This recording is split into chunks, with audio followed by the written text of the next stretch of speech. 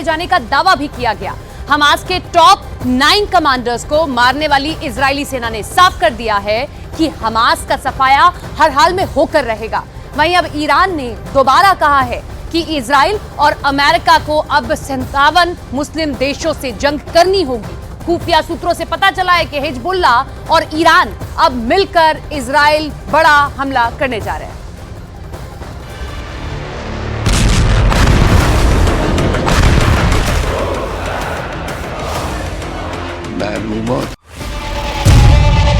खुफिया रिपोर्ट के मुताबिक हमास के 25,000 लड़ाकों ने उत्तरी गाजा में इजराइल की आईडीएफ के खिलाफ जबरदस्त जंग की तैयारी पूरी कर ली है।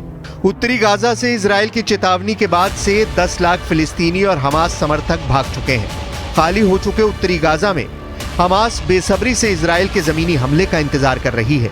खबर आ रही है कि हमास के पास रूस की एंटी टैंक मिसाइलें और रॉकेट आ चुके हैं। खबर ये भी आ रही है कि ईरान ने हमास को हजारों की तादाद में रॉकेट, कम दूरी की मिसाइलें और भारी संख्या में ड्रोन दे दिए हैं।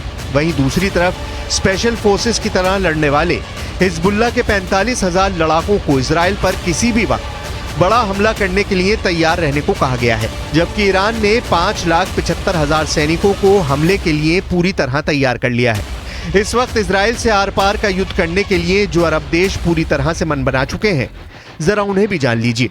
ईरान, लेबनान, सीरिया, सऊदी अरब, जॉर्डन, मिस्र वो मुस्लिम देश हैं जो इजराइल को उसी की जमीन पर तबाह कर सकते हैं।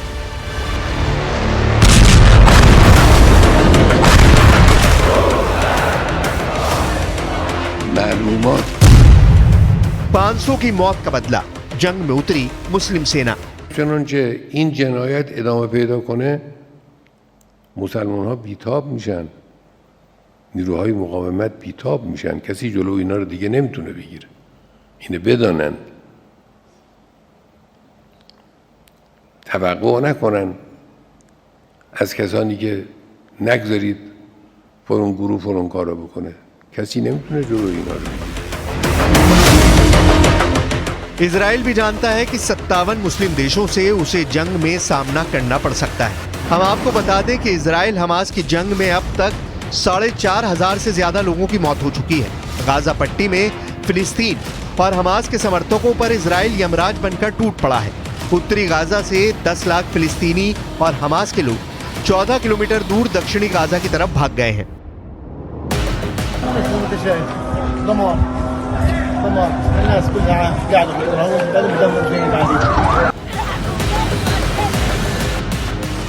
डिफेंस एक्सपर्ट्स के मुताबिक इजराइल बहुत ही चालाकी से गाजा युद्ध कर रहा है।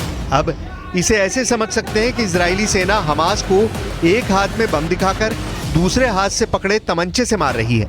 अब हम आपको बताने जा रहे हैं कि 7 अक्टूबर के बाद से हमास के कितने कमांडरों को इजराइल की आईडीएफ हवाई हमलों में मार चुकी है। इजराइल के आईडीएफ के दावों के मुताबिक इजरायली सेना ने 2 और हमास कमांडरों को ढेर कर दिया है। इजरायली सेना ने हमास के गाजा सिटी ब्रिगेड में एंटी टैंक गाइडेड मिसाइल के प्रमुख मोहम्मद अब्दुल्ला और हमास के नेवल कमांडर अकरम हिजाजी को मार गिराया है। इससे पहले 17 अक्टूबर को इजरायली सेना ने हमास के कमांडर ऐमान नौफाल को मार गिराया था।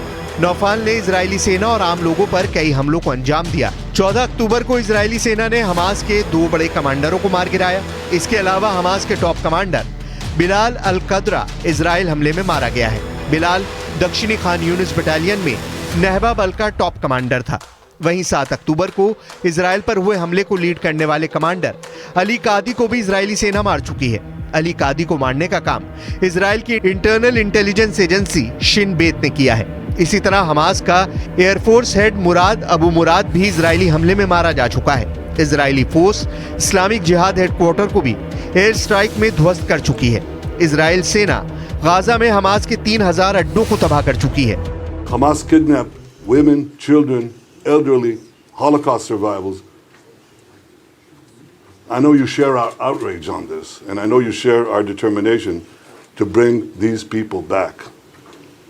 On October 7th, Hamas murdered 1,400 Israelis, maybe more. This is in a country of fewer than 10 million people. This would be equivalent to over 50,000 Americans murdered in a single day. That's 29 11s.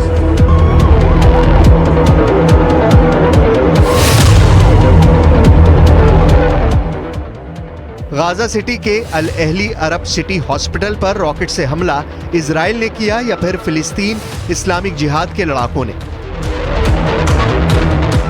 लेकिन इतना तय है कि अस्पताल पर हुए हमले में 500 लोगों की मौत के बाद अब अरब युद्ध बनाम यूरोप युद्ध हो चुका है। हमास के साथ ईरान और हिजबुल्ला जबरदस्त तरीके से साथ दे रहे हैं। इजराइल भी जानता है कि ईरान के 5,75,000 सैनिकों से जंग करना जरा भी आसान नहीं है। इजराइल के पास सिर्फ 1,73,000 सैनिक हैं।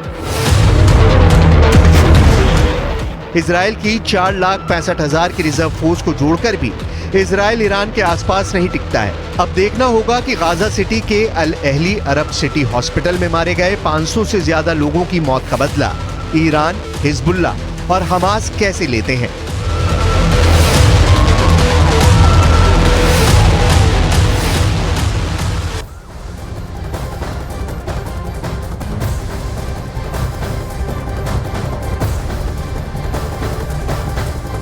बारह दिन बाद भी इजराइल गाजा बॉर्डर पर हालात तनावपूर्ण बने हुए हैं। बेरी गांव के पास अभी भी हमास के लड़ाकों के हथियार देखे जा सकते हैं।